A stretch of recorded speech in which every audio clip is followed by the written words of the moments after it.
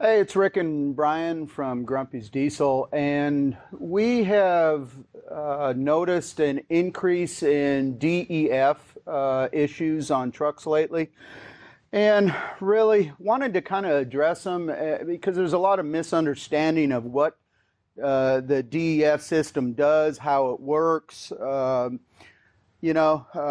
seeing quality issues, we're seeing heater issues, we're seeing uh, drivers not complete the cycle, all kinds of stuff.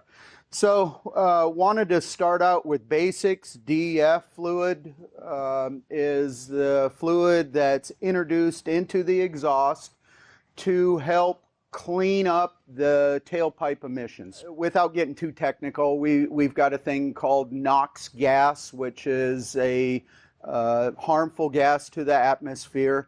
And it's created when the combustion temperatures of the engine get extremely high, and they harm this gas that's emitted from the engine ends up hurting the environment. So this was invented to combat that.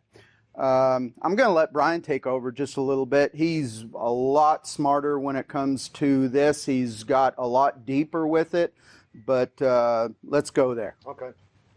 Yeah, what the DEF does when it's injected into the SCR, which is the selective catalyst reductant, it changes that NOx gas, which is nitrogen oxide, into carbon dioxide and water vapor, which is not harmful to the atmosphere.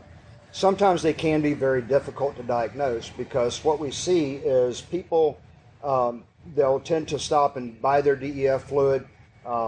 They don't take care of it. They leave it sitting in the back of the truck. The sun, UV from the sun will break that fluid down, and it basically becomes a contaminant. So you can introduce, even though you're opening a fresh bottle of DEF, it's been sitting in the back of the truck or in front of the store for days in the direct sunlight, and it's broken down, and it becomes a contaminant. Well, remember, there was a myth going around for a while. Hey, this is urea. This is no big deal. Urea, urine.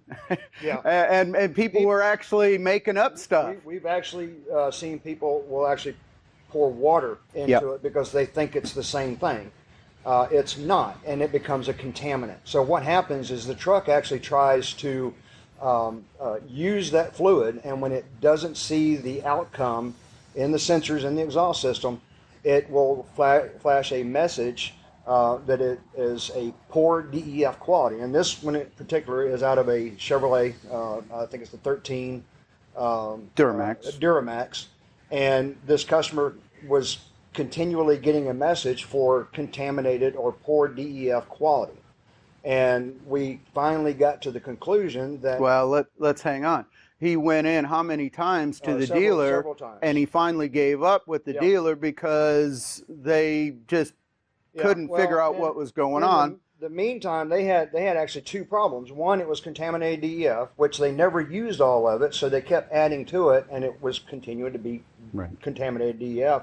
But they also had the injector pump and module. The pump was working intermittently. So at times it would introduce the DEF into the exhaust, and sometimes it wouldn't. Well, so, tell them about that sensor too. And there is a level sensor that wasn't reconnected when they had tried to make a repair, and it was not corrected properly, so it wasn't reading the proper level. It was showing it to be full all the time. So there were times when it was actually out of DEF.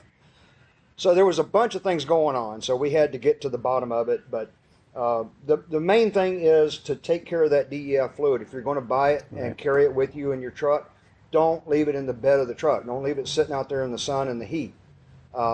And it's best to use it up as fast as you can. And also be sure that it's been kept in a climate-controlled area. It needs to be inside. You go into Napa or wherever you're going to buy it, be sure that it's been inside and not sitting out in the sun, and that UV is breaking that fluid down. It sounds like a lot of pain in the butt stuff. I got to do this, I got to do that. But the thing is, it's the best system going. Everybody uses it. You know, we're in the 21st century yeah, now. This is going to happen. This is it, and there is no better. So embrace it, deal with it. You know, the more you can do to combat these issues, the less money you're going to have to pay us to figure it out, less downtime in the shop, you know, complications like what we're seeing here. So I guess that you got it. I think Yep. that's it. It's pretty simple. Take care of this fluid, buy good quality fluid. You know, and if there is a problem, look, stuff breaks. This stuff's corrosive by nature, so be careful when you're handling it. And there are going to be problems with this stuff, but let's keep it to a minimum. See you next time.